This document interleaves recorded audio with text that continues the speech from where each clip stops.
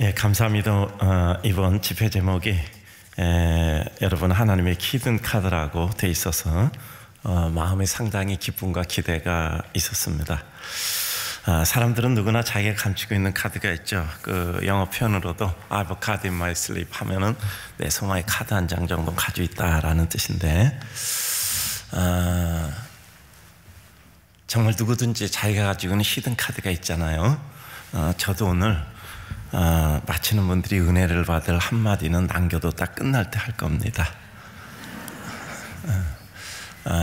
이렇게 사람들은 누구나 자기가 가지고 있는 히든 카드가 있어요. 그것처럼 하나님께서도 그의 역사를 이루시는데 하나님의 뜻을 이루기 위한 이와 같은 히든 카드를 가지고 계시죠. 때를 기다리시고 또 그 때를 만드셔서 그 백성을 그 무대 위에 세우는 겁니다. 그래서 그 백성을 통해서 하나님의 역사를 이루죠. 하나님의 역사의 기술 방법은 열전입니다. 역사의 기술 방법이 여러 가지잖아요. 그 중에서 열전이라는 것은 인물 중심사입니다. 그러니까 하나님의 방법은 사람이에요. 사람을 세워서 때를 기다렸다, 때를 만들어서 그 사람을 세워서 그리고 그 사람을 통해서 그 시대를 열어가는 거죠. 이것이 모세, 여호수아, 또 뿐만 아니라 사사시대 사사, 또 각각 시대의 선지자, 또 왕, 이와 같은 사람들을 세우고 그리고 사도들을 세워서 그와 같은 일을 진행하셨습니다. 저는 여기 집회를 부탁받고 또 이러저런 생각해 봤어요. 첫째, 저는 뭐 집회 부탁을 받을 때 제가 그 집회 가서 제가 행복할까 하는 생각입니다.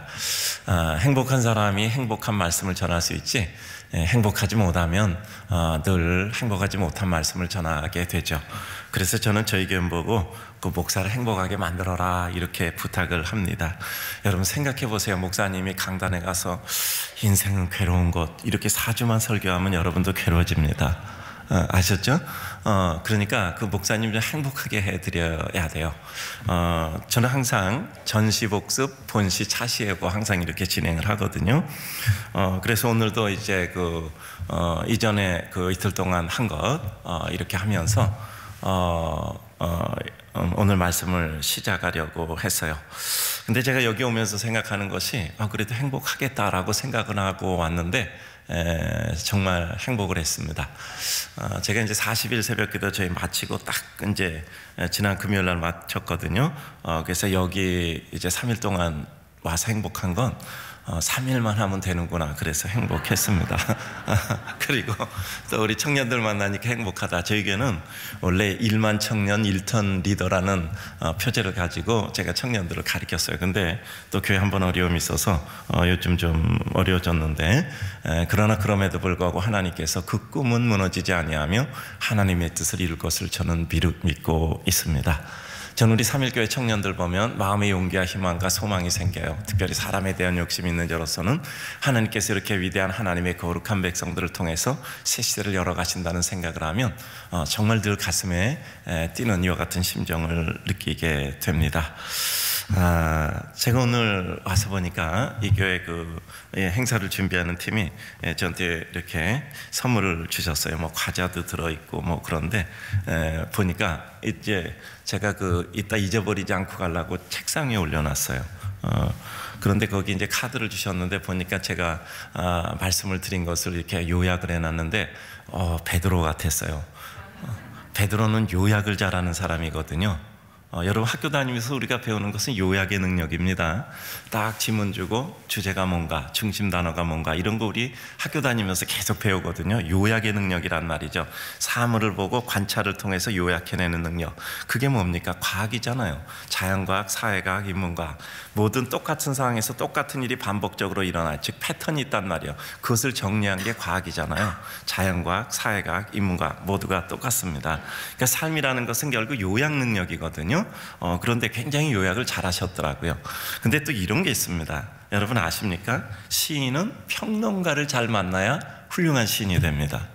여러분 시를 썼어요. 근데 자기는 그 생각 하지도 못하고 시를 썼어. 근데 평론가가 그 시를 보면 이런 뜻이 있다, 뭐 이렇게 심오한 뜻이 있다, 이렇게 이제 평론을 하는 거야. 근데 자기는 그런 생각도 안 해봤어. 이해가 되면 졸립지 않은 거고, 이게 뭔 얘기인가 생각하면 졸린 겁니다. 그럼 뭐라고 얘기하는지 압니까? 그 시인은 모든 시는 독자의 몫이다. 읽는 자의 몫이다. 그러니까 내가 그 생각을 못해도 읽는 사람이 그런 뜻으로 받아들였으면 그것은 독자의 몫이다. 뭐 이렇게 얘기를 합니다. 제가 이렇게 말씀을 전하면서 이 새벽 말씀은 첫날 말씀드렸지만 아침 해가 돋으면서 만물이 신선해지는 것처럼 머릿속에 다 사라져요. 안 그렇습니까? 여기는 특별한 사람들이 모였군요. 그래서 저는 뭐 저녁에 하는 말씀하고 새벽에 하는 말씀하고는 좀 달라요. 저녁에 하는 말씀은 주로 논리로 얘기하고 새벽에 하는 말씀은 주로 정서로 그 얘기를 합니다. 제가 저희 교회 목회자 학생들 그 신학교에서 뽑아서 이제 3년 장학금 주고 뭐 도서비도 주고 다 이래서 이중장학금 받게 하니까 학교에서 대부분 장학금들을 받더라고요. 근데 교회에서 또 장학금 전액하고 도서비까지 받으니까 조금은 좀 편안하게 공부할 수 있었다 그러더라고요. 한 달에 한 번씩 이제 저희 교육자님들이 가서 이제 교육을 시키고 방학 때면은 방학하는 날 오셔서 저하고 이제 하루 또 이렇게 같이 또 이렇게 시간 나누고 하는데 교육은 이제 우리 그 같이 있는 동역자 목사님들이 시키는 거고요. 저는 이제 그분들하고 만나서 이제 과제를 드리고 얘기를 하는데 3년 동안 장학금을 받는 조건이 있어요. 졸업할 때까지 시집 100권을 읽고 오는 겁니다. 담임 목사의 숙제예요. 3년 장학금 드리면 그건 뭐냐면 자 한번 따라서 합니다. 논리를 정서에 담으라. 이 논리가 없으면 뭐 한참 뭐 한 것 같은데 뭐 아무것도 아니야. 그게 일단은 논리가 있어야 결국 남는단 말이죠. 근데 그 논리를 논리로 들이대면 사람들이 딱딱해서 먹지를 못해요. 그러니까 그 논리를 정서라는 그릇에 담아야 되거든요. 그래서 논리를 정서라는 용기에 담아서 전해야 사람의 마음에 다가가기가 비교적 쉽다. 왜냐하면 우리 마음이라는 건 늘 굳어져 있기 때문에 그것이 딱딱한 음식이 들어갈 때 먹지 못하는 경우가 있으니까 부드럽게 만들어서 그 논리를 전하는 것이 우리가 해야 될 일이다. 늘 이렇게 말씀을 드립니다. 그래서 이 논리와 정서 두 가지를 가지게 되는데 새벽에는 이 논리적으로 나가게 되면 아직 머리가 좀 자다가 들 깨서 좀 멍해요. 그리고 또 뭐 이렇게 아침 해가 돋음같이 만물 신선해지면 다 잊어버린단 말이에요. 그래서 여러분께 주로 이와 같은 말씀을 드렸는데 여러분들이 나름으로 해석해서 마음속에 받으시면 하나님의 은혜인 줄로 믿습니다. 뭐 들었는지 잘 모르겠다 그러면 오늘 저한테 카드 주신 분이 누군지 모르는데 그분한테 물어보면 잘 요약을 하셨더라고요. 네, 자 복습하고 들어갑니다. 첫째 날 단선, 복선, 구조 요청에 대해서 말씀드렸습니다. 단선으로 주님만 바라보고 갈 때 우리에게는 무리를 걷는 역사가 있어요. 나도 모르게 무리를 걷는 겁니다. 나는 주님 바라보고 달려갔는데 다른 사람은 나를 보고 무리를 걷는 사람이라고 얘기하는 거죠. 기적과 능력이 일어납니다. 복선, 두려움과 걱정 생기면 물에 빠져가요. 그걸로 끝장난 거 아닙니다. 주여 나를 구하소서 하고 손을 내밀면 주님께서 혼내주고 믿음이 적은 자여 왜 의심했느냐, 그리고 손잡아서 배 위로 끌어올리신단 말이죠. 탕자는 100가지 잘못해도 한 가지 잘한 게 있어요. 아버지에 대해서 알았어요. 내가 가면 나를 종 중에 하나라도 써줄 것이다. 그래서 결국 그는 아버지께 달려가서 그의 모든 지위를 회복했던 겁니다. 자, 어제는 세 가지 말씀드렸죠. 자, 따라서 합니다. 신인식, 자인식, 사명의 발견. 그러니까 신인식, 하나님께 대해서 깨닫는 거예요. 물고기 많이 잡게 해줬어요. 그랬더니 야, 물고기 잡는 능력이 크시군요. 목수가 어떻게 물고기까지 어부보다 잘 잡습니까? 잘 잡으십니까? 이렇게 생각하지 않았어요. 베드로는 그 가운데 뭐라고요? 주여, 하나님이세요. 그 물고기 잡는 능력 가운데 물고기 잡는 능력이 아니라 그 물고기 잡는 능력을 지닌 분이 누군가에 대한 하나님의 본질에 대해서 파악한 겁니다. 주여, 당신은 하나님이십니다. 하나님의 아들이십니다. 그 신인식, 하나님에 대한 깨달음이 있으니 뭐죠? 내가 보이는 거예요. 나를 보니까 주여, 나를 떠나소서, 나는 죄인으로소이다. 그러니까 하나님을 깨달은 사람은 누구든지 자기가 죄인이라는 것이 너무나 절실히 느껴지는 거예요. 하나님을 깨닫기 전까지는 나를 깨달을 수 없어요. 하나님을 깨달음으로부터 시작해서 나를 깨닫게 됩니다. 자아인식, 신인식, 자아인식 다음에 나오는 것은 필연적인 사명의 발견, 길의 발견이지요. 주님께서 말씀하죠. 나를 따라라. 이제 내가 너로 사람 낚는 어부 되게 하리라 라고 말씀하시는 거죠. 그래서 우리에게는 인식을 통해서 발견이 이루어지는 겁니다. 깨달음을 통해서 발견이 이루어지게 되는 거죠. 길을 본 사람 갈 수밖에 없단 말이죠. 그래서 우리는 늘 관찰의 눈을 뜨고 정말 우리들에게 나의 일물이로가 무엇인가, 나를 통한 하나님의 뜻이 무엇인가를 정확히 간파하는 것이죠. 적어도 하나님이 나라는 한 인생을 왜 세상에 내셨을까 하는 그 딱 한 가지 하나님의 뜻과 의도를 찾아가는 것이 우리 인생의 탐구자적 자세고 구도자의 길이죠. 그리고 더 중요한 건 뭐죠? 왜 미운 오리 새끼가 백조가 됐을까? 말씀드렸죠. 왜 백조가 됐죠? 원래 백조였어요. 종의 변화가 아니에요. 종의 변화가 아니라 원래 백조였기 때문에 백조가 된 겁니다. 다만 그는 그를 발견한 거예요.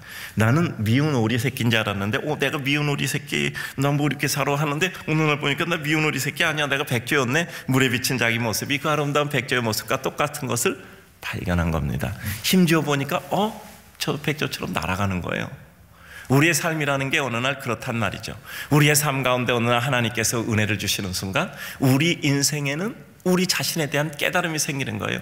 하나님 깨닫고 나를 깨닫고 그리고 나의 길에 대한 발견이 이루어지는데, 가만히 보니까 그것이 어디서 이루어지냐면 내가 백조였던 거예요. 내가 그걸 몰랐구나, 내가 가지고 있는 걸 몰랐구나, 내 능력을 몰랐구나. 이게 우리 인생의 새로운 인식을 통해서 이루어지는 발견의 역사지요. 그래서 우리는 하나님의 은혜를 향하여 나아가게 되는 것입니다. 자, 복습 마치고 오늘 본시로 들어오게 됩니다.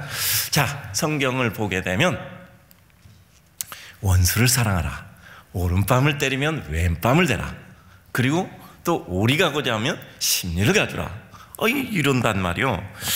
이게 뭐야, 뭐 원수를 어떻게 사랑해? 근데 여러분, 분명한 게 있습니다. 여러분들이 싫어하는 사람은 잘 안 죽어요.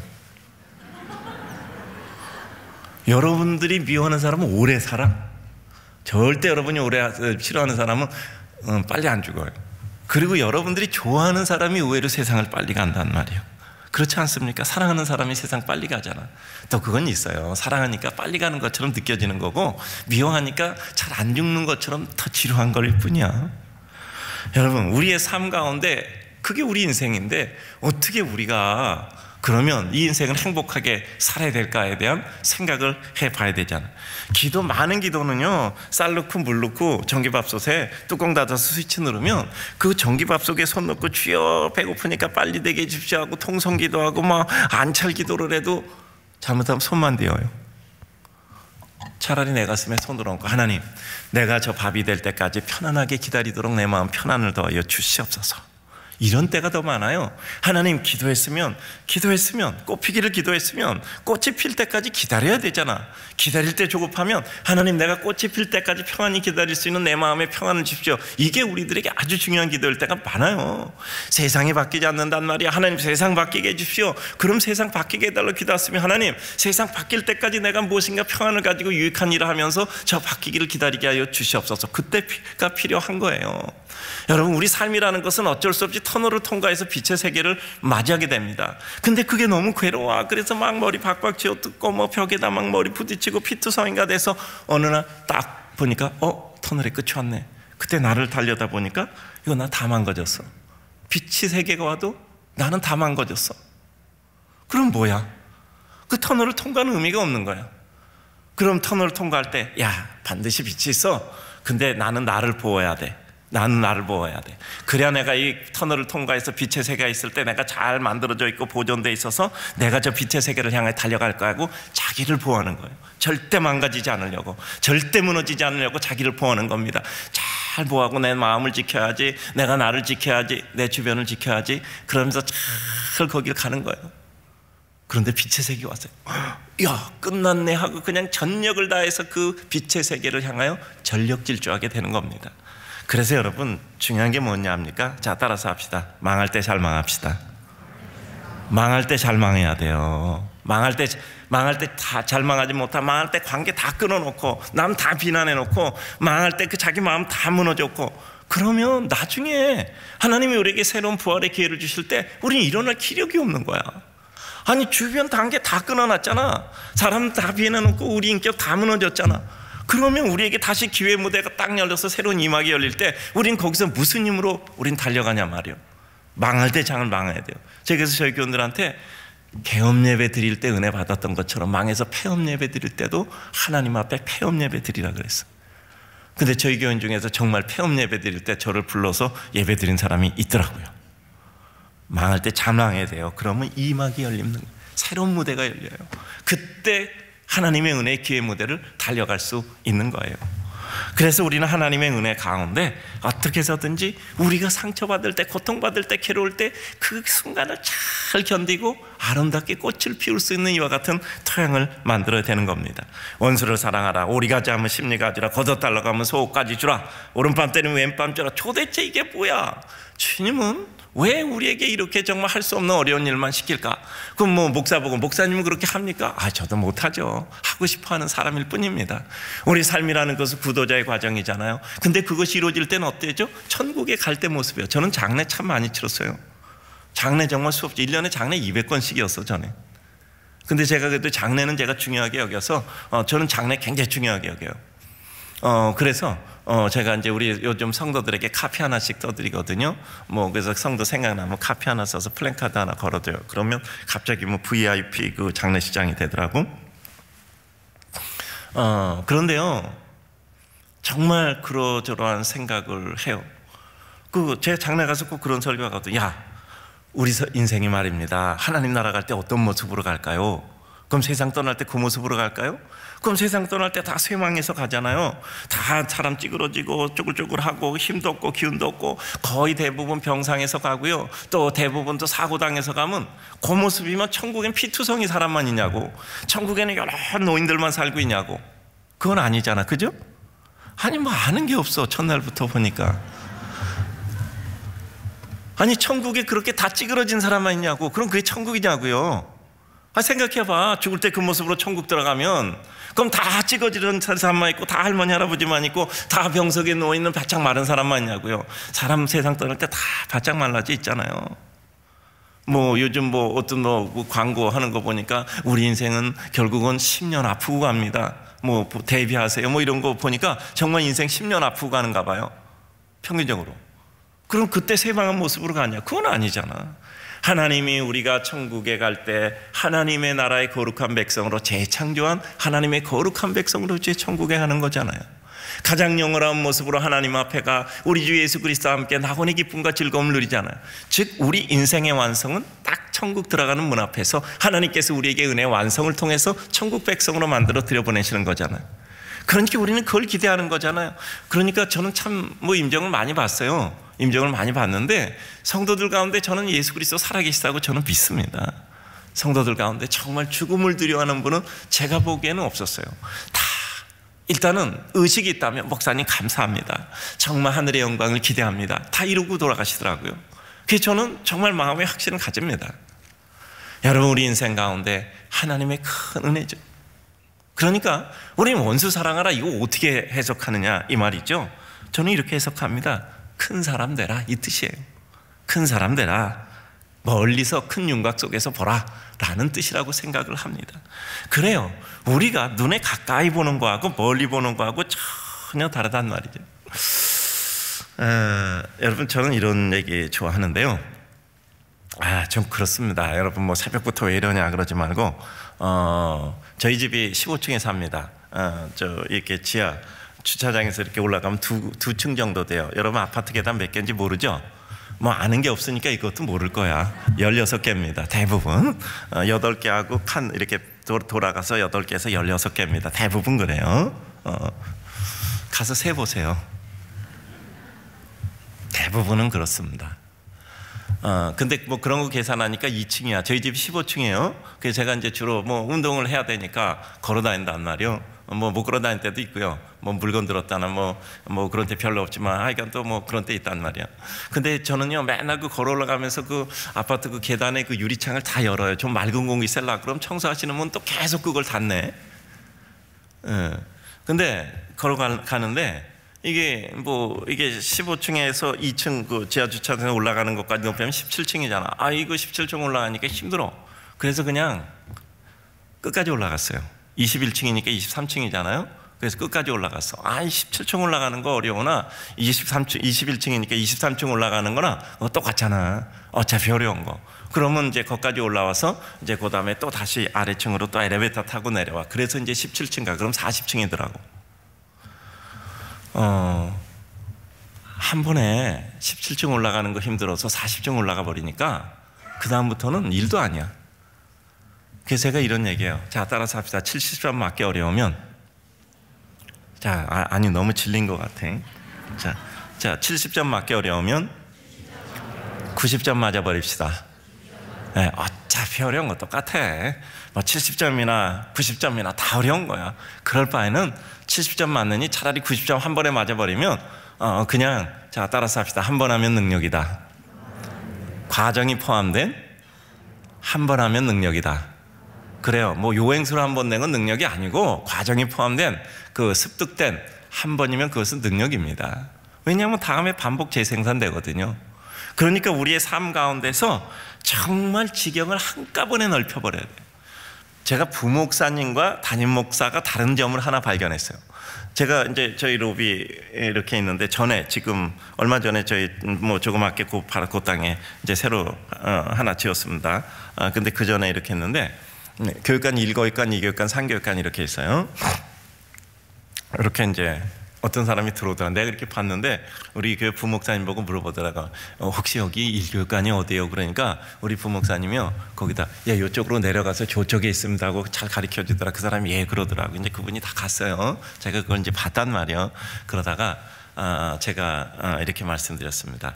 목사님 혹시 어떤 분이 오셔서 그 1교육관이 어디입니까? 이렇게 물어보면 저처럼 하세요. 그리고 목사님 잠깐 저를 따라오세요. 그래서 제가 여기에서 계단 내려가서 뭐 바로 그 앞에 있어야 몇 걸음 안 돼요. 이렇게 가서 여기가 1교육관입니다.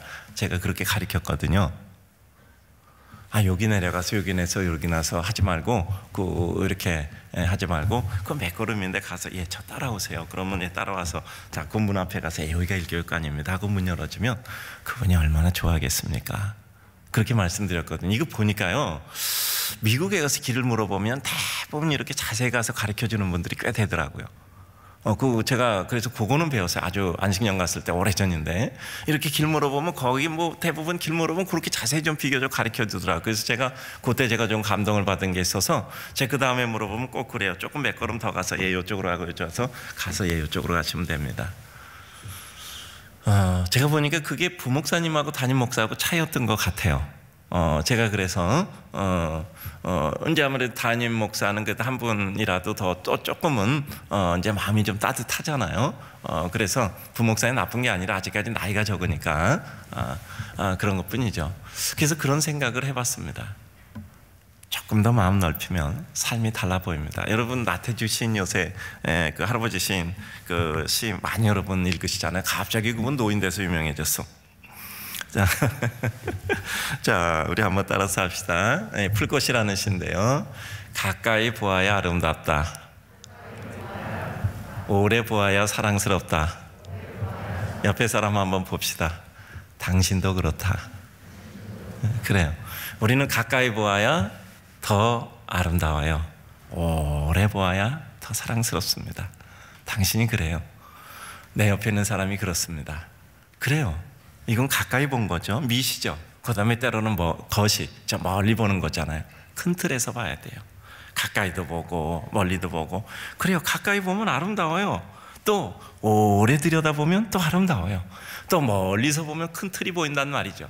그러니까 우리는 큰 전체 윤곽 속에서 어떤 일을 봐야 돼요.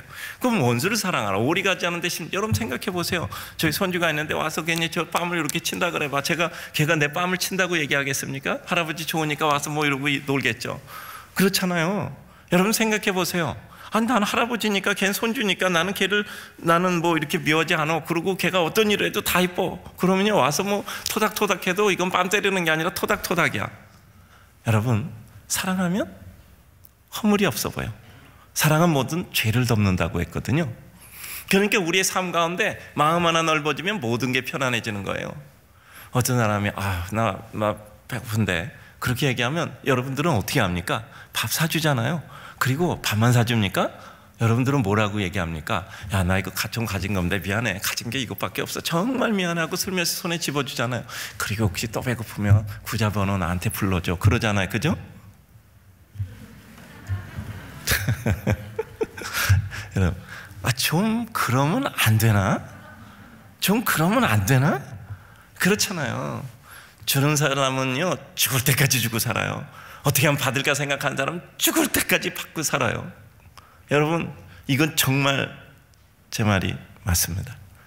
뭔가 주고 싶어하는 사람은 죽을 때까지 뭘 줄까 생각하고 주섬주섬 찾고 살고요, 뭘 받을 수 없는가 생각은 죽을 때까지 어떤 사람이 나에게 뭘 줄까 이 생각하고 살게 된단 말이죠. 마음 넓히면 돼요. 그러니까 원수 사랑하라, 오리 가고자 하면 심리 가주라, 뭐 이런 거요. 내 정말 이 약 물고 여기 공 하나 더 치자, 뭐 이런 거요. 하나님이 우리에게 큰 사람 되라는 거예요. 큰 사람 되라. 저는 이렇게 해석을 합니다. 70점 맞게 어려면 90점 맞아버리라. 여러분, 도봉산 올라가는 게 꿈인 사람하고 에베레스트 산 올라가는 게 꿈인 사람하고는 전혀 달라요.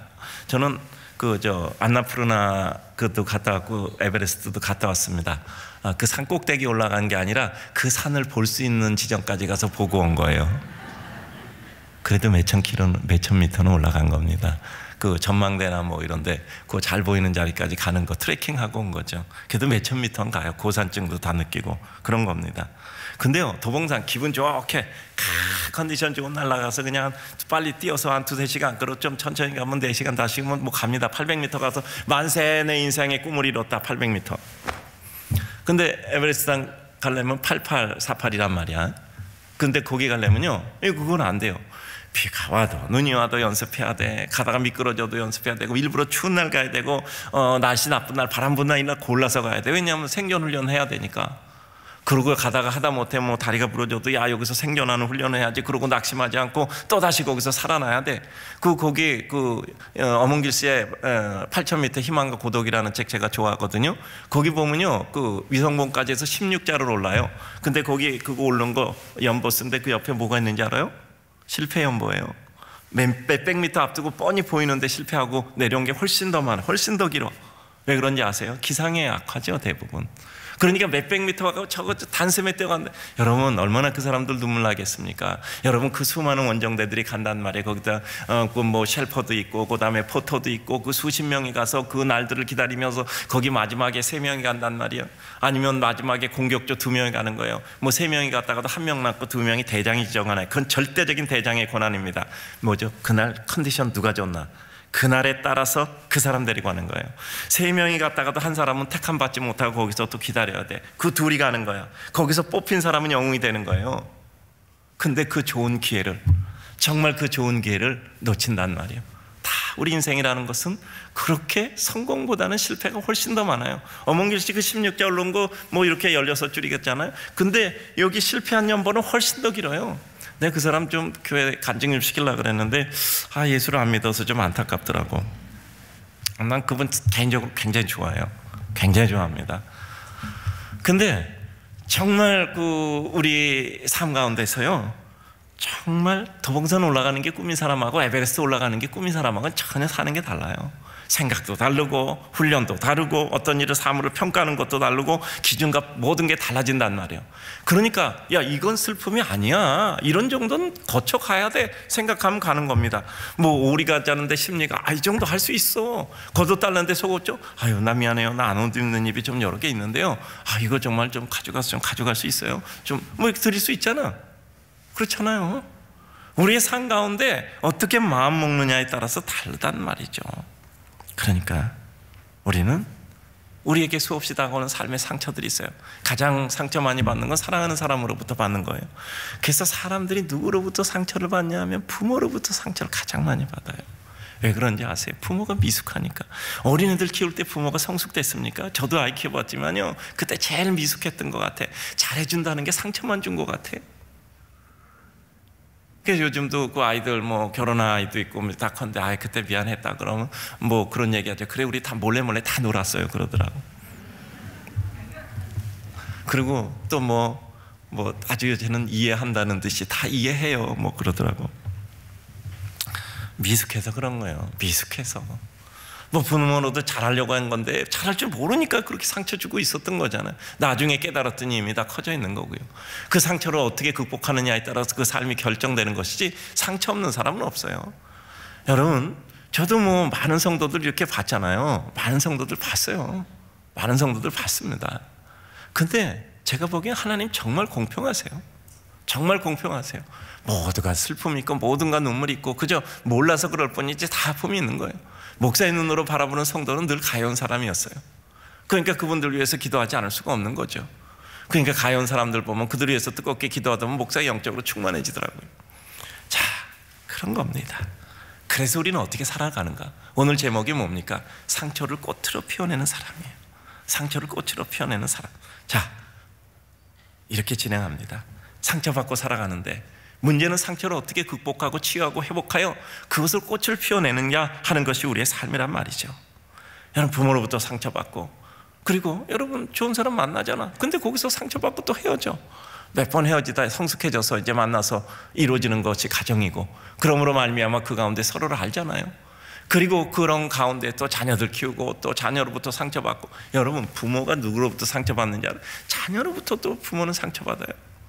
저희 부부도요, 둘이 서로 얘기하면서 위로받는 거야. 애들 키울 때 부모는 자식으로부터 상처받는 거야. 형제로부터 상처받고, 성도로부터 상처받고, 목사로부터 상처받고, 목사는 성도로부터 상처받고, 다 상처투성 인생이에요. 근데 문제는 그게 중요한 게 아니라 그것을 어떻게 치유하고 회복하여 꽃으로 피워내느냐 말이죠. 요셉 봅니다. 어렸을 적부터 요셉은요, 아주 유치함으로 형들에게 미움을 샀어요. 아버지 그 야곱이 요셉만 사랑했잖아. 그러니까 다른 사람은 무채색 옷 입혔는데 요셉만 채색 옷 입혔어. 그럼 다른 사람 생각해서 아버지 이거 나 혼자 입으면 튀잖아요. 그러니까 그냥 내가 괜히 미움받으면 안 돼요. 이렇게 얘기한 게 아니라 자기 혼자 입고 돌아다니니까 형들이 좋아하겠습니까? 가뜩이나 자기가 꿈 꿨다고 말이요, 형들 앞에서 꿈을 얘기해. 그 꿈을 얘기를 듣고 형들이 얼마나 상처받을지는 전혀 생각을 안 하는 거야. 여러분, 요새는요, 간증할 때 뭐 이렇게 해서 내가 잘 됐습니다 그러면 그래, 너나 잘하세요. 요새는 뭐 아주 잘 됐다는 간증 별로 사람이 좋아하지 않잖아요. 왜냐하면 그래, 그들만의 리그야. 잘난 사람 잘난 대로 사는 거고 우리 뭐 못난 사람 이렇게 사는 거야. 여러분이 요새 어떤 간증 하면 여러분도 은혜 받는지 아십니까? 아주 내가 어려웠다. 요새는 대부분 패턴이 그렇잖아. 아주 내가 어려웠고 아주 고통스러웠고, 뭐 감성까지 팔아가면서 뭐 이렇게 얘기할 때 사람들이 그래, 나도 그런데 그래요. 제가 다른 데 가서 목사님도 강의했다. 나 교회에서 한번 쫓겨났다가 들어온 목사라 그러면 박수 쳐. 왜 그런지 아십니까? 자기들도 다 똑같아. 다 쫓겨났다 올 사람 같아. 그러니까 박수 치는 거예요. 그러면 그 다음에 강의가 집중돼서 들리잖아요. 여러분, 요새는요, 뭐 잘 됐다는 얘기보다는 고통스러운 가운데 그 고통을 이겨낸 얘기들이 사람들에게 더 이와 같이 호응이 되는 이유가 뭐냐면 사람마다 다 상처가 많고 다 아픔과 다 시련과 다 어려움이 있어서 그래요. 다 어려움이 있어서 그런 겁니다. 그러면 생각해 봅시다. 요셉은요, 형의 미움을 받아서 죽을 지경에 있다 유다의 도움으로 죽지 않고 이국에 팔렸어요. 열심히 수고하고 있어서 그 집에 가정청부됐는데 또 그 보디발의 아내에 또 이같이 유혹을 뿌리쳤다는 이유로 또 이렇게 모함받아서 감옥에 간단 말이에요. 감옥에 가서 열심히 해서 또 간수장 전옥, 간수장에 이와 같은 또 추임을 받아서 뭐 그를 좀 돕는 사람 됐어요. 그래갖고 뭐 꿈을 풀이해 주잖아요. 그래서 뭐 떡 맡은 거 하는 장은 그대로 죽고 술 맡은 거 하는 장 왕궁에 갔어요. 나를 기억하소서. 그래서 기억한다 그랬는데 2년 지나도 소식이 없네. 그러니까 그 지루한 세월을 보내잖아요. 근데 이 술 맡은 관원장이 어느 날 바로가 꿈을 꿨는데 뭐 이상한 꿈을 꾼 거예요. 뭐 7년 이게 7마리 좋은 소, 7마리 나쁜 소, 나쁜 소가 좋은 소를 먹었다. 7개 좋은 이삭, 나쁜 이삭 7개, 7개 나쁜 이삭이 좋은 이삭을 먹었다. 뭐 이런 거 얘기하는 거야. 근데 박사, 술객 모든 사람이 아무도 몰라. 난 이게 기적인 것 같아. 여러분 모르겠어요. 7개 좋은 게 있는데 7개 나쁜 게 있어. 또 7개 좋은 게 있는데 7개 나쁜 게 있어. 이걸 모르겠어. 7년 흉년, 7년 풍년, 7년 흉년. 부채도사 아니어도 이 정도는 알아. 근데 뭐 박사, 술객 이런 사람이 어떻게 이걸 못 해석하냐고. 나는 요셉이 그것을 해석한 게 기적이 아니라 그걸 박사, 술객이 해석 못한 게 기적인 것 같아. 때로 이런 일이 일어나잖아. 하나님이 사람의 마음을 가리는 거예요. 눈을 가리우는 거예요. 길을 가는데 아무도 눈에 안 띄어. 근데 어떤 사람이 딱 가니까 길거리 전부 보색이네. 아니 어떻게 사람들이 보석을 모르고 그냥 다 지나갔을까? 하나님이 그의 눈을 가리고 그에게만 딱 뜨게 한 거예요. 우리의 길이 그런 길인 줄로 믿습니다. 고통과 눈물, 슬픔 가운데 우리 눈에 그것이 황금보석, 그리고 우리에게는 하나님의 놀라운 보화로 보이는 거예요. 내게 있어서 고통과 상처의 상황이 어느 날 내게 꽃피는 하나님의 은혜 꽃동산이 된단 말이야. 여러분, 하나님이 우리에게 마음의 은혜를 주셔서 우리들에게 새로운 모든 세계를 보게 하시는 것이죠. 그래서 이제 이와 같이 왕궁에 갔어요. 꿈 해몽해서 총리가 됐다고요. 천만에요. 꿈 하나 잘 풀었다고 총리시킬 사람이 어디 있겠습니까? 바로에게 적어도 뭔가 감동을 줄 수 있는 뭔가 다른 요소가 그에게 보였던 거예요. 그래서 총리 돼서 7년의 풍년, 7년의 흉년 대비했다가 요셉은 흉년의 때 지도자예요. 요셉은 풍년의 때 지도자가 아닙니다. 흉년의 때 지도자예요. 그래서 거기서 순간에 일어선 겁니다. 자, 그런데 결정적인 장면이 있습니다. 뭐죠? 형들을 다시 만나잖아요. 곡식 사러 왔다가 자기 정체를 보이고, 그 다음에 그래서 자기 아버지 야곱을 데리러 오게 하고, 그 다음에 두 번째는 야곱이 죽으니까 형들은, 야, 요셉이 우리 왜 살려줬는지 알아? 아버지 마음 편하게 하려고 살려준 거야. 그러니까 이제 아버지 죽었으니까 우리 끝이야. 그리고 이제 가서 무릎 꿇고 좀 살려달라고 얘기하니까 요셉이 또 얘기하는 거잖아요. 뭐죠? 첫 번째 형들에게 자기 정체를 밝히면서 형들이 벌벌 떨 때 뭐라고 얘기합니까? 당신은 나를 팔았다고 두려워하지 마소서. 하나님이 나를 이리로 옮겨주신 겁니다. 당신들 때문에 여기 온 것이 아니라 하나님이 나를 이리로 옮겨주신 겁니다 하잖아요. 그리고 두 번째, 우리 아버지 죽었으니까 우리도 죽일 것이다 할 때 뭐라고 얘기하는지 아시잖아요. 당신은 나에게 악을 행했지만 하나님은 그것을 선으로 바꾸셨습니다. 이게 요셉의 해석법입니다. 그래서 요셉은 상처를 꽃으로 펴낸 거잖아요. 우리 수많은 상처 받잖아요. 우리는 그것을 꽃으로 펴내는 겁니다. 큰 그림은 멀리서 봐야 돼요. 일과 사람은 눈앞이 아닌 저 끝과 헤어질 때를 생각해야 되는 것입니다. 당신이 나를 이곳에 팔았다고 근심하지 마세요. 한탄하지 마세요. 하나님이 생명을 구하시려고 나를 당신들보다 먼저 보낸 것입니다. 우리는 삶의 해석법이 발전돼야 돼요. 도대체 왜 내가 이런 어려움을 겪을까? 당신이 나에게 못된 짓해서 어려움 겪는다 생각한 것이 아니라 하나님이 나에게 어떤 뜻이 있어서 그 일을 이루고 나에게 어려움을 주셨다. 그래서 하나님께서 나를 세운 것이다 라는 것이죠. 그래요. 두 번째, 성각자는 항상 이해받지 못해요. 다 이해받으면 특히 새로운 것도 없잖아요. 여러분, 빈센트 반 고흐 저 좋았어. 저는 고흐 그림이 있는 데는 많이 가서 봤어요. 고흐가 인정을 받았습니까? 참 가슴 아프네. 고흐 아버지 목사님이에요. 고흐 그림 보면 교회 그림도 있고 뭐 여러 가지 많은 그림이 있는데 그 고흐가 목사님 아들이에요. 근데 고흐는 인정을 못 받아. 아버지도 그걸 인정 못 해주는 거야. 사단에서 인정을 못 해주는 거야.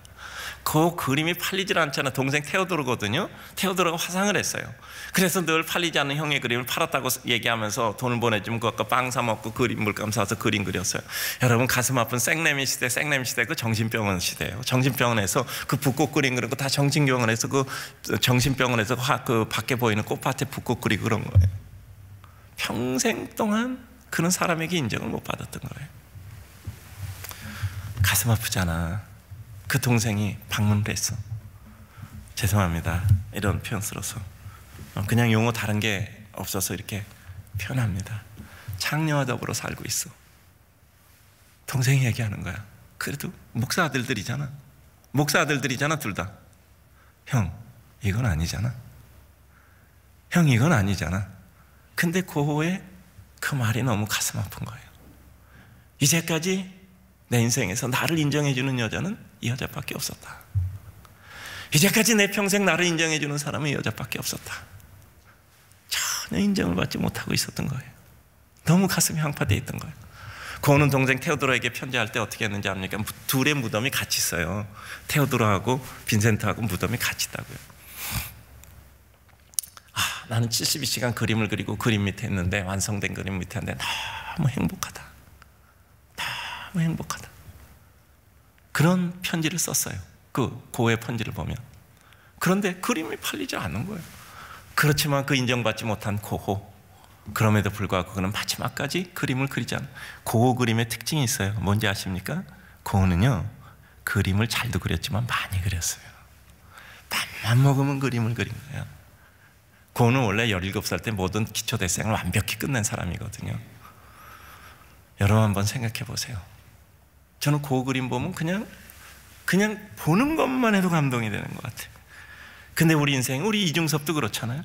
이중섭 그림 그린 뒤에 캔버스에 그린 그림이 거의 없어요. 그건 다 종이에 그린 그림이야. 여러분, 이중섭은 부산에 그 피난 갔을 때는요, 배 있죠. 배에다 페인트 칠하는 거에서 먹고 살았어. 그래서 이중섭 그림 가운데 그 유성 페인트를 그린 그림이 많아요. 달력조형 같은데. 여러분 생각해 보세요. 제주도 가서는요, 여러분 거기 이중섭 그 미술관 있잖아요. 그 서귀포에서 하도 개를 많이 잡아서 개 그림 많이 있잖아. 개를 하도 많이 잡아먹고 살아갖고 너무 미안해서 개 그림을 그렸다 그러잖아. 여러분, 성각자는 이해를 못 받는 거예요. 슈베르트가 쓴 편지 가운데 절반이 무슨 편지인지 압니까? 돈 빌려달라는 편지였어요. 내가 이 악보 출판되면 갚을 테니까 돈 좀 빌려주시오. 그가 쓴 편지 50%가 돈 빌려달라는 편지였어요. 예술가의 편지가 예술을 얘기한 게 아니라.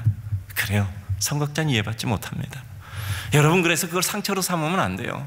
여러분, 그것을 꽃으로 피워낼 수 있어야 돼요. 그래서 세 번째, 무엇으로 남을 것인가를 생각해야 돼요. 사람은 얼굴이 아니라 그 등으로 남는 겁니다. 사람은 그 얼굴만 한데 그 얼굴 변화무쌍한데 어떻게 바뀔지 어떻게 알아? 그 말이 어떻게 바뀔지 알아요? 나중에 그가 살아온 삶의 등을 보면서 아, 이랬구나라고 생각하는 것이죠. 당신은 나를 해라고 했지만 하나님은 그것을 선으로 바꿨습니다. 하나님은 당신은 나를 헤아려 했지만 하나님은 그것을 선으로 바꿔서 많은 백성을 구원하겠습니다. 그리고 나는 당신과 당신의 아들들까지 나는 기를 것입니다. 간곡한 말로 위로를 했단 말이죠. 여러분, 우사인 볼트 좋아하시죠? 잘 아시잖아. 뭐 하고 뭐 이렇게 활 쏘는 것 같은 이런 거 하는 거. 저도 우사인 볼트 좋아. 왠지 아냐면 저는요, 모든 운동 중에 100m 달리기, 200m 달리기 뭐 요런 걸 굉장히 좋아해요. 왜냐면 10초만 되면 다 볼 수 있잖아. 근데 그 10초 동안에 박진감 있게 나가는 카타르시스 되잖아. 우사인 볼트는 3류 선수였어요. 예선 통과도 못한 사람이었어요. 그건 체구가 크잖아요, 길고. 그러니까 그는 스타트가 늦어요. 그는 원래 중거리 이상 선수였는데 단거리 하는 것은 순발력을 키우려고 단거리 한 건데 그 순발력이 안 되는 거야. 구조적으로도 안 되고요. 근데 그가 유능한 코치를 만납니다. 코치가 그를 보고 깨달은 게 있어요. 너에게 특징이 있다. 너는 순발력은 없는데 너는 가속력이 뛰어난 사람이야. 그 코치를 만나면서 우사인 볼트가 달라진 거예요. 우사인 볼트 게임 보세요. 뭐 10초니까 볼 수 있어요. 이게 보면 처음에 갈 때는 절대 앞에서 못 나가. 한 40m 정도 이상 가면 앞으로 가서 7, 80m 뒤로 가면요, 예선에서는 뒤돌아볼 만큼 여유 있게 먼저 들어가요. 여러분, 그는 가속력이 뛰어난 사람이에요. 어느 날 그 가속력을 발견하잖아요. 그걸 키우잖아요. 그러니까 그거 가지고는 이와 같은 귀한 은혜를 이루게 되잖아요. 미운 오리 새끼, 어느 날 자기가 백조라는 것을 깨닫게 될 때 그는 백조가 되는 것이라고 말씀드렸잖아요. 그래요. 자, 뭐 저는 뭐 유시아 씨에 대해서 이런 사람 저런 사람 그건 상관없어요. 그 시만 보고 제가 얘기합니다. 너는 나에게 상처를 주지만 나는 너에게 꽃을 준다. 나의 상처는 돌, 너의 상처는 꽃이기를. 그래요. 우리에게 상처를 주는 사람에게 우리는 꽃을 주는 거예요. 이게 요셉의 삶이잖아요. 이것이 예수 그리스도의 모습이잖아요.